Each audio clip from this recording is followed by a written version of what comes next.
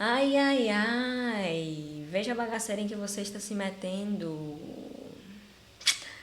Nessa aula aqui a gente vai aprender um pouquinho de anatomia básica de um sistema de software. A gente já viu o contexto histórico da informação, né? A história da informação, de forma muito simples, uma noção básica. Não lhe dei datas para você memorizar, não lhe dei nomes de quem criou o que. Te dei um conjunto de fatos e acontecimentos que nos trouxeram até aqui. Na segunda aula a gente viu sobre os personagens dessa trama chamada desenvolvimento de software. Então a gente sabe agora o que diabos é um desenvolvedor front-end, o que é um desenvolvedor back-end e o que é que um DevOps faz na vida, certo? Agora a gente vai ver onde é que esses senhores e senhoras, onde é que eles se metem, no que é que eles mexem de fato, entendeu? Então, essa aula aqui é uma visualização prévia do que iremos construir nesse curso, certo? Se você desistir agora, ninguém vai saber, esse é o nosso segredo. Mas eu recomendo que você não desista, porque coisas grandes nos aguardam, certo?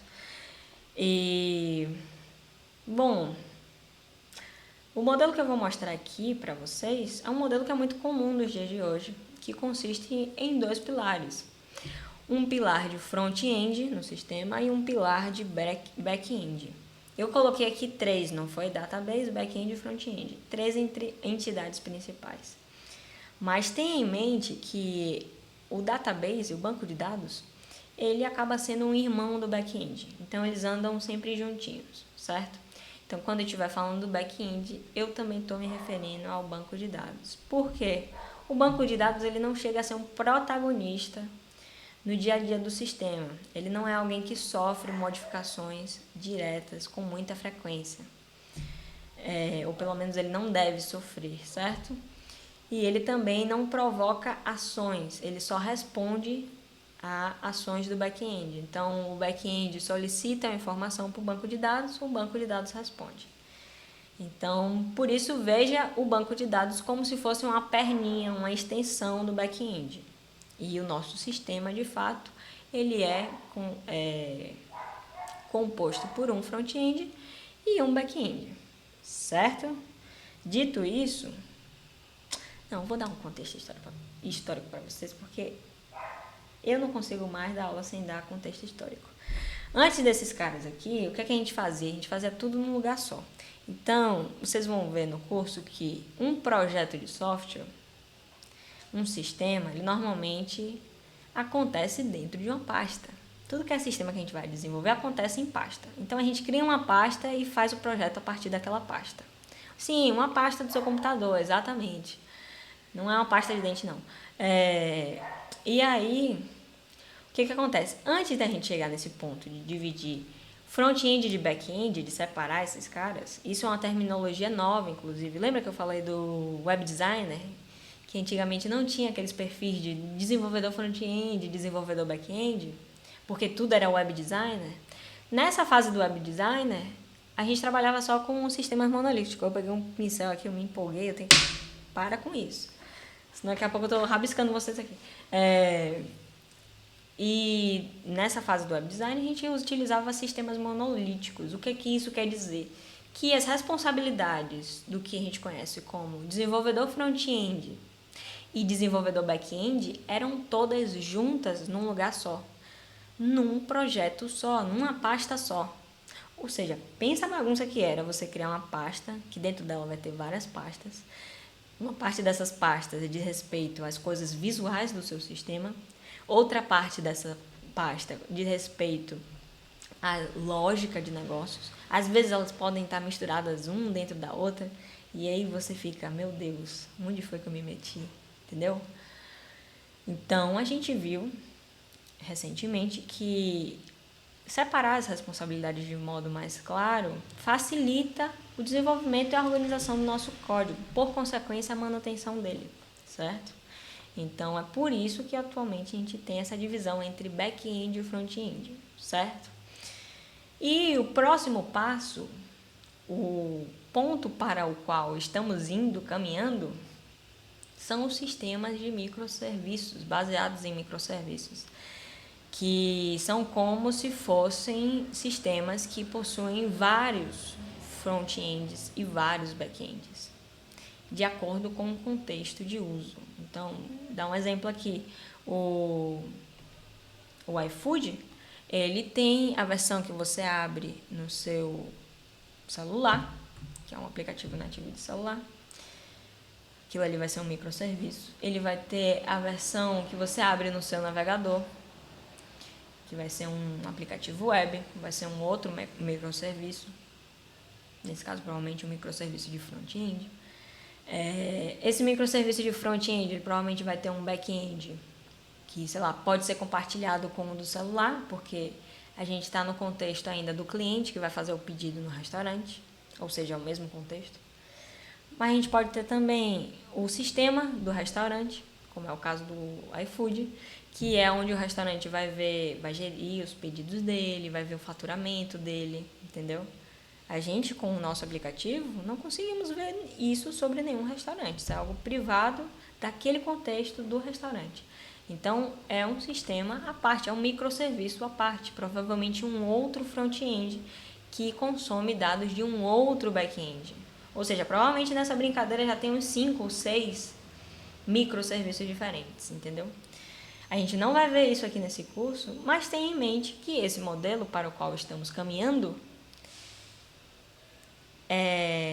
ele precede é quem vem antes. Esse aqui que a gente está vendo, que é só um back-end, só um front-end, ele é o antecessor natural desse cara de microserviços, entendeu? Então, se você aprender esse daqui, você se torna mais apto a ver, entender, mexer, desenvolver posteriormente um sistema de microserviços.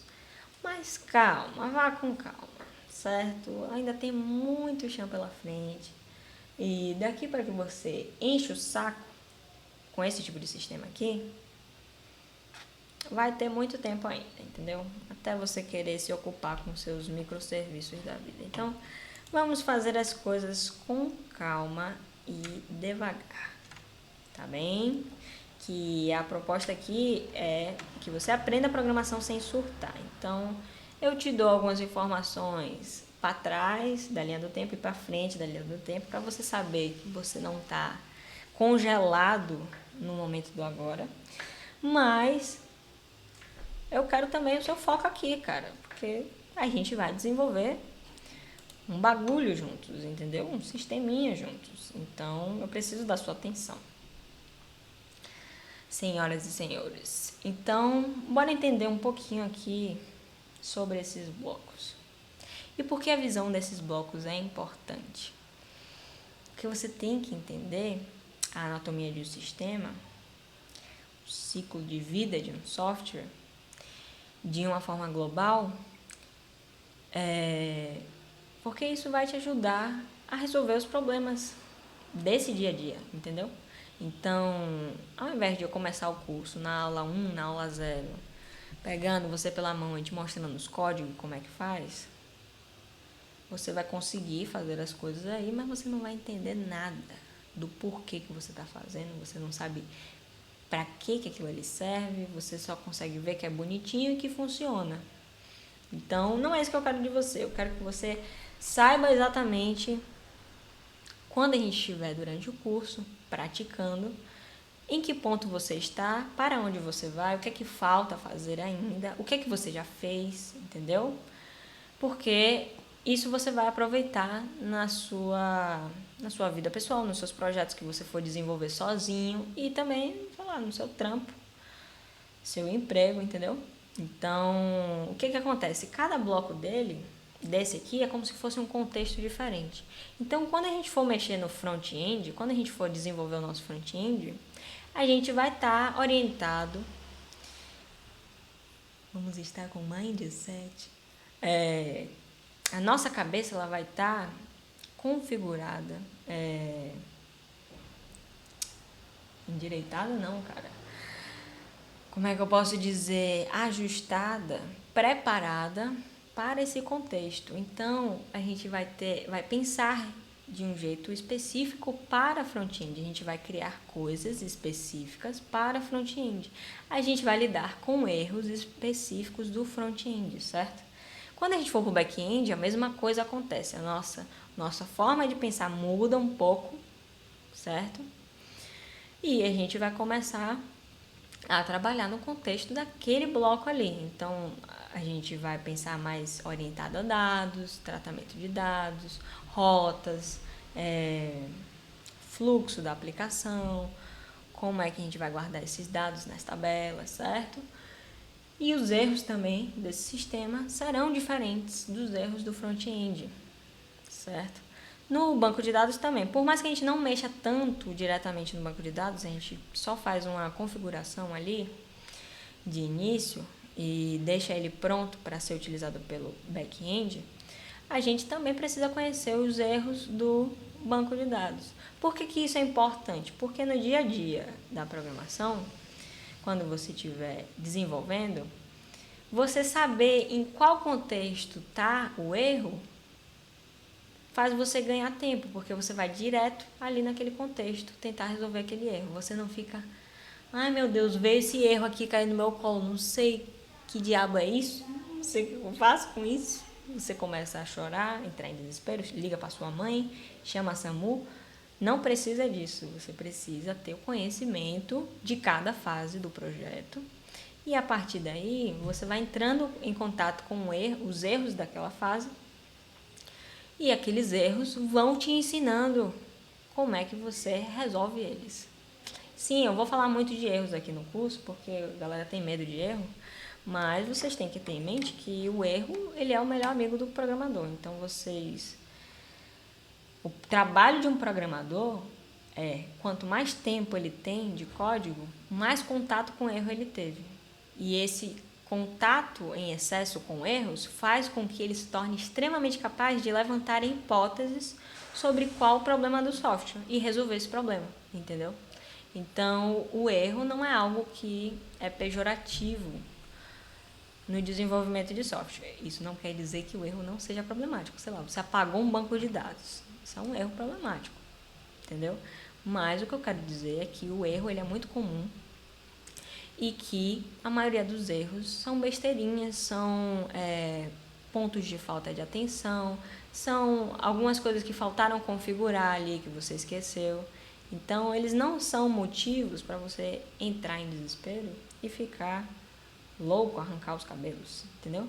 Eles são seus amigos e são eles que te guiam no processo de desenvolvimento, porque eles revelam as brechas do seu sistema, entendeu? Então, eu quero que vocês tenham essa visão macro do sistema. Eu falei aqui dos usuários? Falei, né? Não, acho que eu não falei não, cara. Vou falar de novo. Se eu não falei, eu corto. Ó, essa parte de cá... Se eu não falei, eu corto não. Se eu falei e tô repetindo, eu corto, no caso, né? Esse lado aqui do client-side, ele diz respeito aos navegadores. Lembra que eu falei da aula passada do client-side? Que é a responsabilidade do front-end?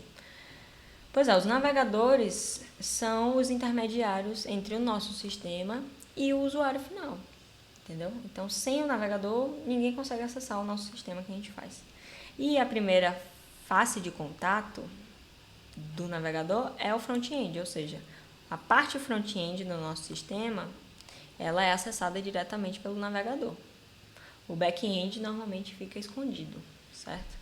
E é aqui que o usuário brinca e faz as peripécias dele, faz seus pedidos do iFood, xinga muito no Twitter, fica stalkeando o povo no Instagram.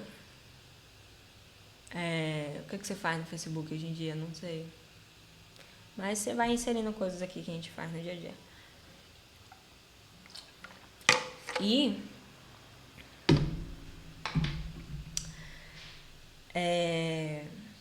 o back-end e o database, eles ficam bem afastados do contato com o usuário. Então, tenha essa visão em mente também. O cara que é o front-end, ele vai estar mais preocupado naturalmente com o usuário, com a experiência do usuário. Por isso que a gente começa a falar de UX e UI. Para quem não sabe o que é isso, é o pessoal que desenvolve as interfaces do nosso sistema e a experiência dessas interfaces. Que não é só você criar o design ali bonitinho e... Ai, que lindo! Não, às vezes você está criando um negócio que você acha que está bonito na sua cabeça, mas quando você vai botar para o usuário utilizar, ele faz exatamente o que você não esperava que ele fizesse com aquilo ali. Então, é para isso que existe o estudo de experiência do usuário. Mas isso aqui não é um curso sobre isso, certo? Só para te falar que existe também esse mundo. Não vá se dispersar pesquisando sobre isso agora. De repente, no futuro, a gente conversa um pouco mais sobre esse tema. Mas, perceba, o front-end ele vai estar mais preocupado com o visual do aplicativo, porque, anatomicamente falando, ele é a parte do sistema que está mais próxima do usuário. Então, ele precisa causar essa boa impressão. Já o back-end, ele precisa se preocupar com os dados e o processamento, o armazenamento dos dados, porque ele é o cara que está mais perto do back-end, do banco de dados, entendeu? Tu não vai ver o front-end conversando com o banco de dados, entendeu? Você vê o back-end conversando com o banco de dados e o front-end conversando com o usuário e fazendo solicitações ao back-end, entendeu? Então, perceba, são 3 blocos, 4 se você considerar esses caras aqui. E existe um fluxo de informação indo de um lado para o outro nesses blocos. E aqui que está o pulo do gato, cara. Lembra que eu falei que o trabalho do desenvolvedor é manipular a informação. Então, os devs, eles entram exatamente nesses fluxos, entendeu? Eles estão criando as aplicações, o desenvolvedor front-end, que são esses caras aqui em vermelho, ele está criando a aplicação para lidar com os dados que diz respeito ao contexto do front-end, aos dados que estão mais próximos do usuário, certo? E o cara do back-end, ele vai estar trabalhando, manipulando os dados que estarão mais próximos do contexto do banco de dados, do contexto do back-end, certo? Então, eu acho que eu expliquei o mais importante, né? Essas requisições, essas informações que vão de um lado para o outro, são literalmente solicitações. Então, assim, quando o usuário ele for fazer um login na plataforma, ele vai preencher ali o formulário de login, vai botar os dados dele e vai clicar no botão entrar. No que ele clicou nesse botão, ele acionou uma ação no front-end e essa ação vai enviar uma mensagem para o back-end. Meio que falando assim, ei, back-end, esse cara aqui, ó, ele tá tentando entrar. Ele realmente tem acesso na plataforma? Aí o back-end, epa, peraí, calma lá. Peraí que eu vou verificar aqui. Aí ele vai. Banco de dados, tem alguém com essas credenciais aí cadastrado na sua memória? Aí o banco de dados, tem, não tem. Tem, não tem. E responde isso de volta pro back-end. Aí o back-end, opa, o banco de dados falou que o cara tá na plataforma, então pode deixar ele entrar. E aí libera o acesso ao usuário, entendeu? Então é basicamente isso que acontece. Você entendendo isso, fica tudo mais fácil. Porque você vai se sentir menos perdido nas etapas em que você vai estar desenvolvendo, certo? E aqui embaixo eu coloquei mais para ilustrar o que seria a timeline de desenvolvimento de um projeto, certo? Isso aqui é o Scrum, a gente vai ver um pouquinho do Scrum na próxima aula, entender um pouco sobre o que poderia ser Scrum, né? Mas o Scrum ele é uma metodologia de gerenciamento de projeto que ajuda a fazer aqueles ciclos lá que eu falei. Lembra que eu disse que o software é desenvolvido em ciclos? Exatamente. Esse Scrum aqui é que ajuda nesse processo. E aí, isso aqui foi para ilustrar que o projeto ele tem que ter um início, ele vai ter um fim, né? Eu, pelo menos, não conheço nenhum software que durou muito tempo, porque a gente muda muito o nosso conceito de software.